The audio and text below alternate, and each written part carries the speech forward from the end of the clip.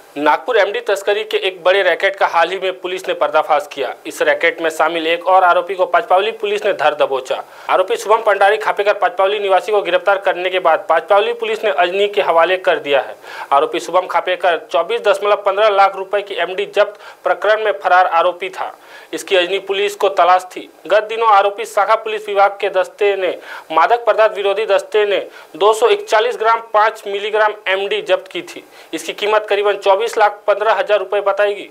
Police station Ajni या क्षेत्राच्या अंतर्गत NDPS पथक नागपूर शहर यांना अशी माहिती मिळाली की अजनी पोलीस स्टेशनच्या हद्दीमध्ये काही इसम हे MD ड्रग जे आहे त्याचा व्यवहार आणि विक्री खरेदी करण्यासाठी एका ठिकाणी जमणार आहेत। त्यावरून NDPS पथकांनी त्या ठिकाणी जाऊन छापा मारला असता त्या ठिकाणी त्यांच्याकडून जवळपास 241 ग्राम MD ज्याची किंमत जवळपास 24 लाख रुपये आहे आणि इतर त्यांच्याकडे बरेच तलवार वगैरे धारदार शस्त्र वगैरे मिळून आल्याने त्या ठिकाणी त्यांच्यावर कारवाई करण्यात आली।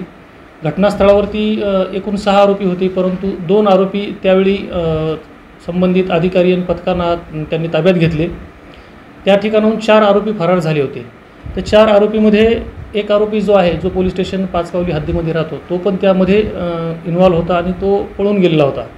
तो गुन्हा घडल्यापासून लपून छपून राहत होता आणि नागपूर शहराच्या पेरिफेरल एरियामध्ये माहिती अशी मिळाली की तो फिरत आहे। त्यावरून आम्ही सापळा रचून आणि तांत्रिक सहाय्याच्या मदतीने गुप्त बातमीदारांच्या मदतीने त्याला रात्री उमरेड या ठिकाणावरून चंपा हे गाव आहे त्या ठिकाणावरून त्याला आम्ही ताब्यात घेतलेला आहे।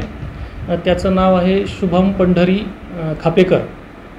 सध्या तो आमच्या ताब्यात असून त्याची वैद्यकीय तपासणी करून आम्ही त्याला पुढील कारवाईकरिता पोलीस स्टेशन अजनी या ठिकाणी जो गुन्हा रजिस्टर नंबर 170/24 NDPS कलमांतर्गत तसेच आर्म्स ॲक्ट 425 अंतर्गत बॉम्बे पोलीस ॲक्ट 135 अंतर्गत जो गुन्हा दाखल झालेला आहे त्या गुन्ह्यामध्ये पुढील तपासकामी आम्ही त्याला त्यांच्या ताब्यात देत आहोत।